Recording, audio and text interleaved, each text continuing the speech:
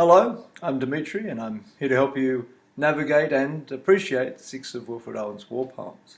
They are Anthem for Doomed Youth, Dulce Decorum Est, Futility, Strange Meeting, Insensibility and The Next War. Owen's significance is indelible in the story of World War I and furthermore a sorrowful and fascinating exploration of the human condition. These poems accomplish so much in their technical prowess, but also tell a story about the modern world through the lens of one of the most horrid chapters of human history. 65 million soldiers were mobilised for the conflict, and 8.5 million died over a 4-year period. 29 million were wounded, missing or imprisoned, so in total the chances of returning home with no physical injuries was 1 in 3. We'll get to the mental damages of the war later on. Think of these 6 poems as pieces that capture a multi-part story of a man with a handful of messages for his reader. Now, to understand the poetry of Wilfred Owen, one should initially consider his personal and historical context. So before we look at any poems, it's key to understand the man and the world which shaped him. Here's a link to a 6-minute video which offers an extremely concise run-through of World War I. It's an animated film and it includes many key factors which undoubtedly shaped Owen and, of course, his poems. Let's start with broader context.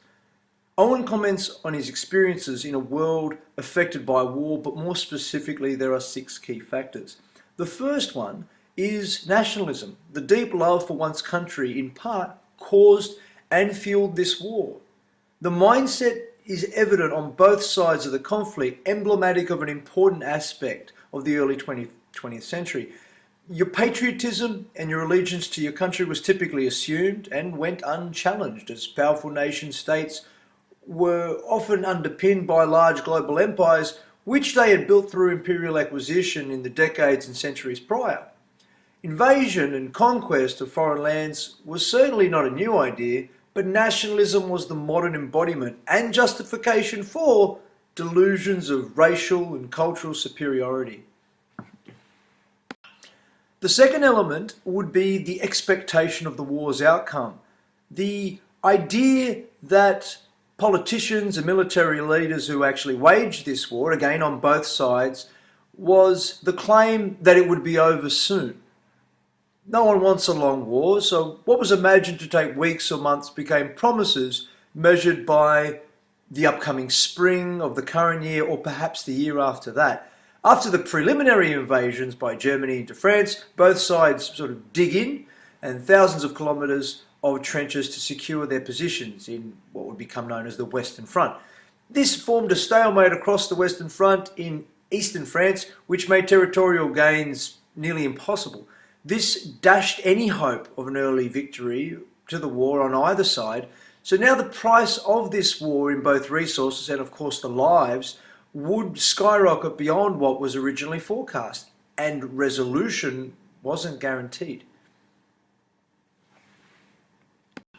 Thirdly, we have war tactics and technology. Unfortunately, human history has shown a compelling relationship between technology, that is to say our ingenuity through innovation and design, and our capacity to apply this power to killing one another. The improvement of machine guns, mustard gas and shelling, along with the multiplying power of mass production, meant that we could now slaughter soldiers in their thousands, and each side could replenish their supplies of ammunitions and weaponry at an almost inexhaustible rate. Number 4, recruitment and propaganda. Wars require vast resources, from equipment to supplies, but above all, a war machine is fueled by participation. Recruits were often young, idealistic and naive, and would become the patriots and perhaps the innocent victims of a collective crime, taking on more than what they bargained for. Owen mentions capturing the pity of war and the public messages in literature, posters, and the other media of the day show the need for governments to encourage participation of thousands of men to serve and fight. The attitudes of the public on the home front encouraged, coerced, and even pressured men to join, despite regular headlines reporting on the thousands slaughtered battle after battle.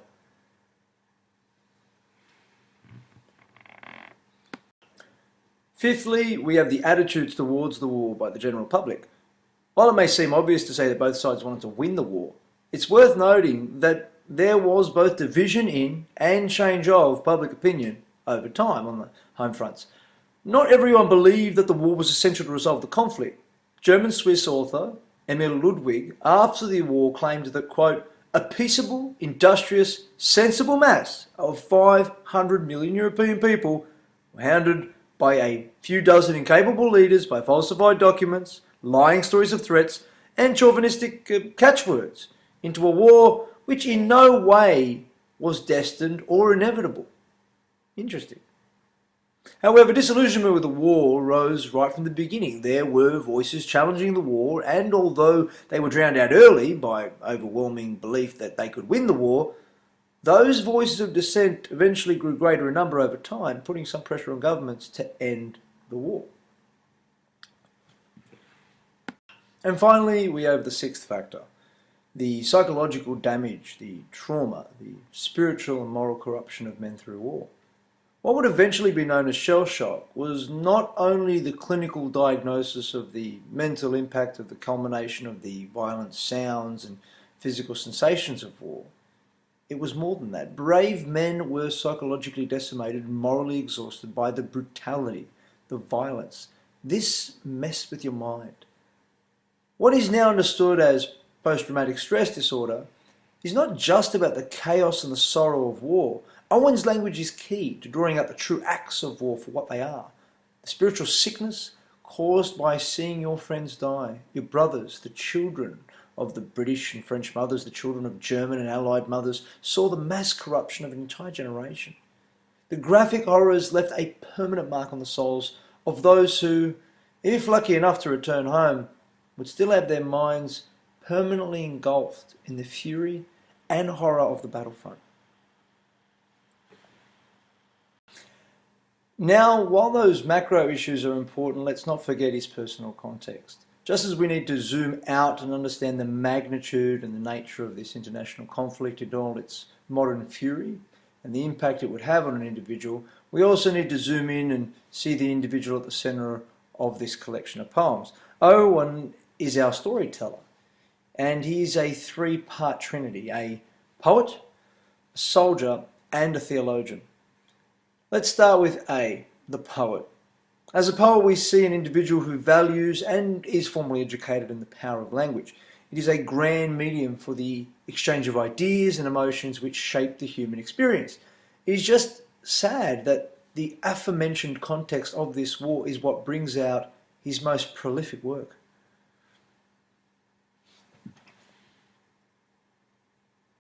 Secondly, as a soldier, we acknowledge that a man chose to fight and wasn't conscripted. Owen's motivations included the need to support the men in combat just as he would support his local community through his local church, which brings me to the third point of Wilfred Owen as a theologian and a parishioner, a holy servant of God and a student of the gospel. Before he became the soldier for Britain, he was a servant to God's mission. This seemingly odd combination of this holy man and this loyal patriotic soldier shows two ideals in conflict. Christianity is imbued with many ideas which include non-violence. One of the commandments clearly states, "Thou shalt not kill." That's not really open to interpretation if you ask me. But his realism as a soldier is met with the pacifism of his faith, which may even seem like a contradiction, paradoxically trying to reconcile a passion for peace, love, fraternity, solidarity, unity, with the need to be part of a raging war machine to I guess, defend good against evil, but through violence. So this paradox to fight for the innocent and defend your brothers in arms would have been a powerful motive. And this idealistic justification of war lured young men, including Owen, at recruitment drives.